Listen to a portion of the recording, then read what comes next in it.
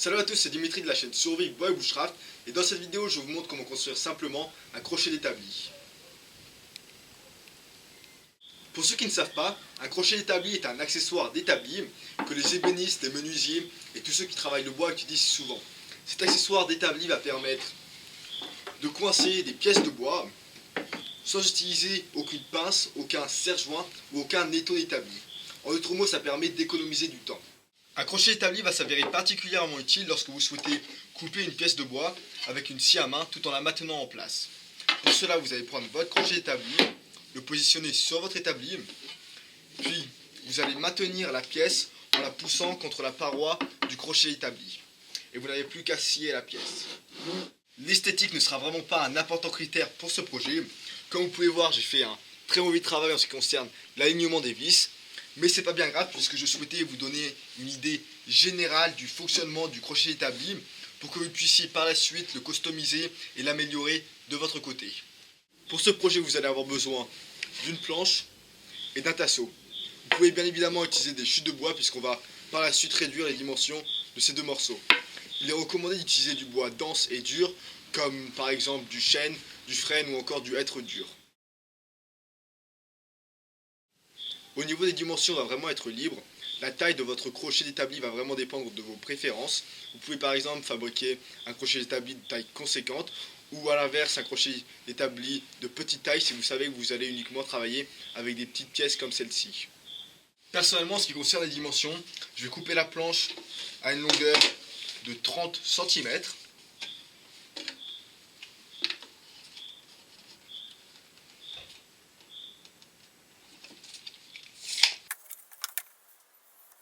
En ce qui concerne le tasseau, il va falloir couper un premier morceau dont la longueur sera exactement la largeur de la planche et un deuxième morceau dont la longueur sera encore une fois la largeur de la planche, mais cette fois-ci en enlevant 2 cm.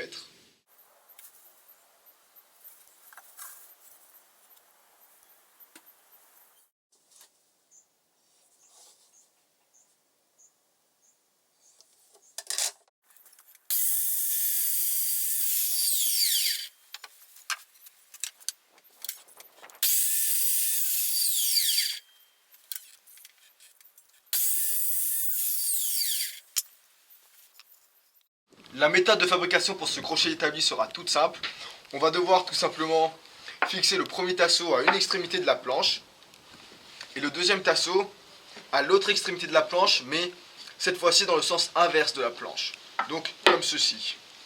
Pour fixer ces tasseaux à la planche, je vais d'abord venir effectuer des pré-trous, puis je viendrai fraiser ces pré-trous pour être sûr que la tête des vis soit complètement lisse avec la surface du tasseau.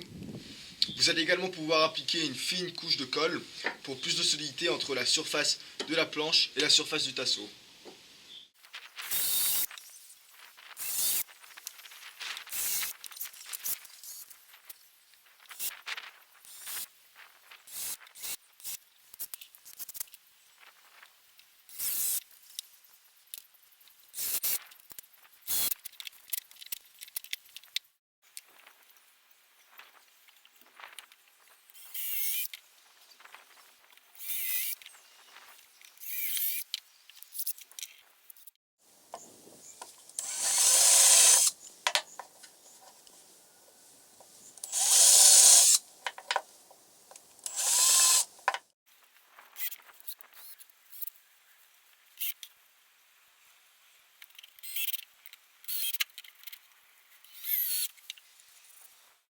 Je vous prie d'excuser à l'avance le bruit de la pluie.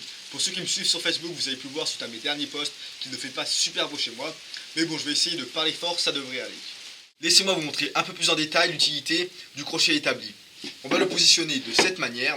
Je vais me tourner de côté pour que vous puissiez un peu mieux voir, afin que le crochet d'établi entre en contact avec l'arête de l'établi. Donc comme ceci. Ces crochets établis fonctionnent uniquement avec des scies à main occidentales. Je m'explique. Les scies à main occidentales coupent lorsqu'on effectue le mouvement vers l'avant. Comme vous pouvez voir, les lames de la scie, les dents, excusez-moi, de la scie sont tournées vers l'avant. Étant donné que la scie coupe lorsqu'on pousse, eh bien, la pièce qu'on est en train de couper va automatiquement aller vers l'avant, ce qui va la bloquer contre la barrière du crochet d'établi. Vous aurez donc compris que ce crochet établi ne fonctionnera pas avec une scie japonaise, puisque les scies japonaises coupent lorsqu'on effectue le mouvement vers soi, lorsqu'on tire la scie. Cependant, si vous souhaitez utiliser une scie japonaise, vous n'aurez qu'à déplacer la barrière du crochet établi et de la fixer à ce niveau, donc environ au milieu de la planche.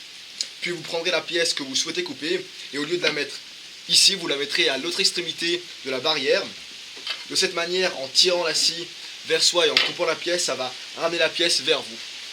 Comme je l'ai répété plusieurs fois au cours de cette vidéo, l'utilité première du crochet établi sera de venir couper des pièces de bois sans les fixer avec des serre-joints, ce qui nous fera gagner du temps. Donc je vais vous faire une petite démonstration. On met la pièce de bois de cette manière, puis on commence à couper.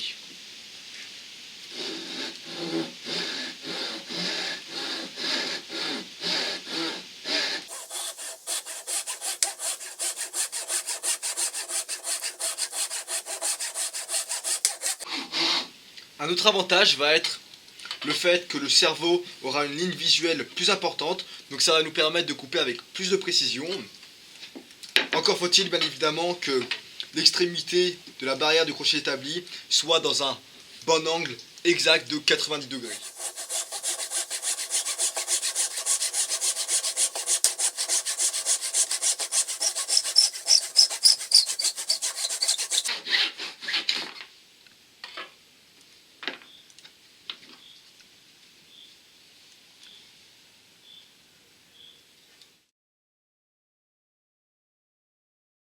Le crochet établi a une infinité d'usages.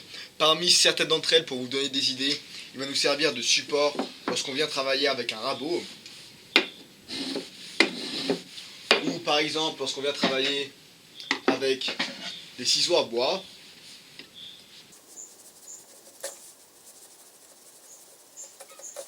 Encore en tant que support, il va nous permettre de coincer les pièces de bois lorsqu'on va venir les poncer.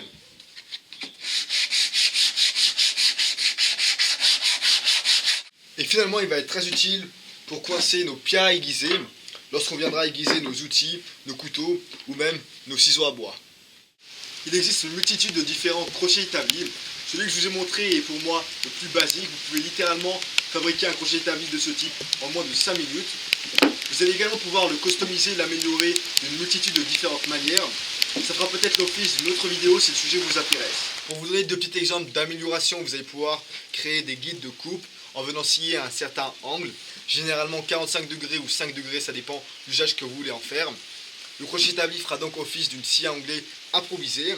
Vous allez également pouvoir venir fixer un tapis antidérapant à l'arrière du crochet établi, ou si vous n'avez pas de tapis antidérapant, vous pourrez très bien le faire avec du papier ponce à gras fin. Ça évitera que le crochet établi ne bouge trop. Ça sera tout pour cette vidéo, j'espère qu'elle aura pu vous être utile et vous donner des idées. Si vous avez des questions, vous savez ce qu'il vous reste à faire. Merci à tous et à la prochaine.